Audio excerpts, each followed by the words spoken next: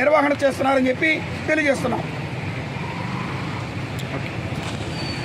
విజయనగరం జిల్లా బొబ్బిలి మున్సిపాలిటీ పరిధిలో ఉన్న 100 ఏళ్ల చరిత్ర కలిగిన కోట్లాది రూపాయలు విలువ చేసే ఎకరా 20 సెంట్లు కలిగే సిబిఎం ఎయిడెడ్ పాఠశాలను అధికారులు మరియు రాజకీయ నాయకులు అందరితో అమ్మకాలు జరిపించేశారు. వివరాలకు వెళ్తే సిబిఎం పాఠశాలలో చదువుకొని ఎంతో మంది విద్యార్థులకు బంగారు భవిష్యత్తు అందించిన గొప్ప పేరు కలిగిన పాఠశాల బొబ్బిలి మండల పరిధిలో పేద మధ్యతరగతి విద్యార్థులు చదువుకొని ఉన్నత స్థాయికి చేరుకున్నారు.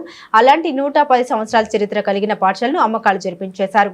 పేద మధ్యతరగతి విద్యార్థులకు ఎటువంటి ఫీజులు లేకుండా బాలికలకు విద్యను అందించేందుకు 1920 సంవత్సరంలో కెనడా దేశపు విదేశీయులు భూమిని కొనుగోలు చేసి సిబిఎం పాఠశాలను మరియు వసతి గృహాన్ని ఏర్పాటు చేసింది.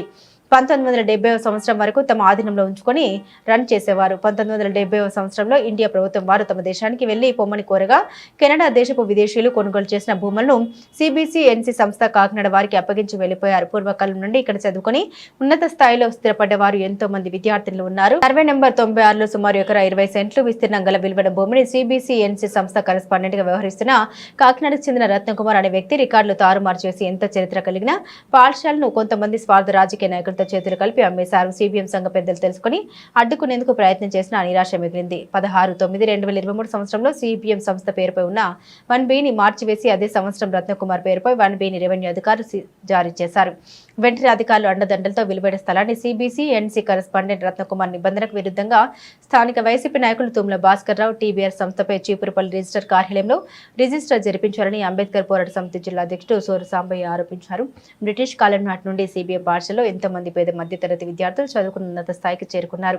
అలాంటి చరిత్ర కలిగిన సిబిఎం పాఠశాల అన్యాక్రాంతమవుతుంటే చూస్తూ ఊరుకోబోమని హెచ్చరించారు.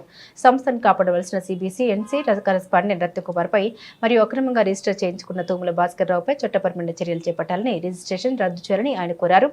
లేని ఏటలా పోరాటం కొనసాగిస్తామని హెచ్చరించారు. రత్నకుమార్ పేరుపై జారీ చేసిన 1బిని తొలగించాలని సోరు సాంబయ్య మరియు సిబిఎం సంఘ పెద్దలు డిమాండ్ చేశారు. అనంతరం స్థానిక తహసీల్దార్ వారికి మెమోరాండం అందజేశారు. సీఎం గర్ల్స్ హై స్కూల్ గత 100 సంవత్సరాలుగా ఒకే గవర్నమెంట్ ఆధ్వర్యంలో జరుగుతున్నది. ఎంతోమంది కరెస్పాండెంట్స్ వచ్చారు. అందరి కరెస్పాండెంట్ సౌజన్యంతో ఈ స్కూలు దివ్యంగా జరిగింది. ఈ స్కూల్లో ఎంతోమంది విద్యార్థులు పై స్థాయిలో కూడా ఉన్నారు. వారి సహకారంతో సంఘాన్ని ఈ స్కూల్ నడపడానికి ముందుకు వస్తున్నారు కూడాను. రీసెంట్గా ఒక కరెస్పాండెంట్ని నియమించారు. ఆయన మీద ఎన్నో క్రిమినల్ కేసులు ఉన్నాయి. అయినా కూడా ఆయన వచ్చిన దగ్గర నుండి ఈ స్కూల్ బాగోగులు పట్టించుకోకుండా ఈ స్కూల్ తాలూకా ఆస్తుల్ని విక్రయించి వేరే దగ్గర తరలించాలని ప్రయత్నం చేస్తాడు. స్కూల్ రికగ్నిషన్ కూడా రెన్యూల్ చేయలేదు.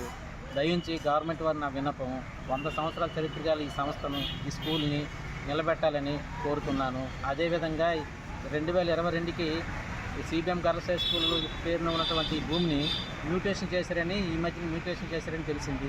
దాన్ని కూడా ప్రభుత్వం గుర్తించి ఈ సంస్థ ఇలాగే ఉంచి బొబ్బుల రాజావారు సౌజన్యంతో ఇచ్చిన ఈ స్థలాల్ని, వాళ్ళ పేరుతో ఉన్నటువంటి ఈ స్థలాల్ని మిషనరీ ఎంతో ఆశతో ఆత్మవిశ్వాసంతో అభివృద్ధి కోసం చేస్తున్న ఈ స్థలాల్ని, ఈ సిబిఎం గర్ల్స్ హై స్కూల్ని నిలబెట్టాలని గవర్నమెంట్ని మరొకసారి విన్నవించుకున్నాను. వ్యవస్థాపక అధ్యక్షుడిని బొబ్బిలి.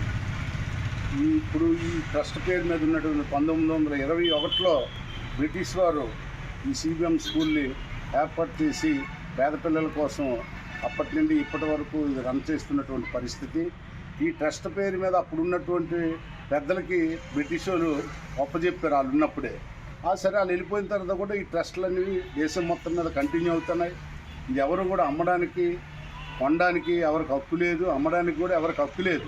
ట్రస్ట్ ఉన్నంత వరకు బాగోగులు చూసుకోవాలా, ఈ శుభ్రపరచాలా, లేకపోతే ఇంకా రిపేర్లు ఏమైనా ఉంటే అలాంటివి చేయించాలి తప్పితే ఈ ట్రస్ట్ పేరు మీద తహసీల్దారు మన డోల రాజేశ్వరరావు గారు ఉన్నప్పుడు 2023లో సిబిఎం సంస్థ మీద 1B ఇచ్చారు.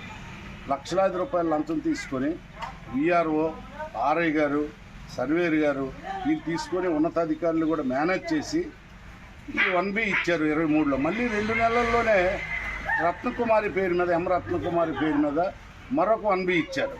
ఈ 2 1Bలు పెట్టుకొని సీక్రెట్గా చీపురుపల్లిలోనే తూముల భాస్కరరావు గారు పేరు మీద బిల్డింగ్ బదలాయించినట్టుగా, ఇది డబ్బులు ట్రాన్సాక్షన్ జరగలేదు, బిల్డింగ్ ఇది వాళ్ళ పర్మిషన్ అయిపోయింది కాబట్టి ఖాళీ చేయమంటుంది కాబట్టి అక్కడ గజం 1000 రూపాయలు 500 దగ్గర ఇక్కడ గజము ₹1,00,000 పైన ఉంది. 100 కోట్లు సుమారుగా వాల్యూ అయినటువంటి బిల్డింగ్ని 6 నెలల కిందటే ఈలీలుగా చేయడం వల్ల అది ఎంతవరకు సమంజసంగా ఉంది?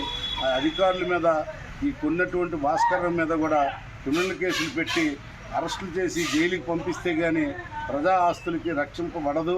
అలాగే ట్రస్ట్ ఆస్తులు కానీ ప్రజా ఆస్తులు కానీ ఎక్కడైనా దుర్వినియోగం చేసినప్పుడు ప్రభుత్వం చాలా సీరియస్గా కఠినంగా యాక్షన్ తీసుకుంటే కానీ ఈ అరాచకాలు ఆగవని చెప్పేసి మేము తెలియజేస్తున్నాం.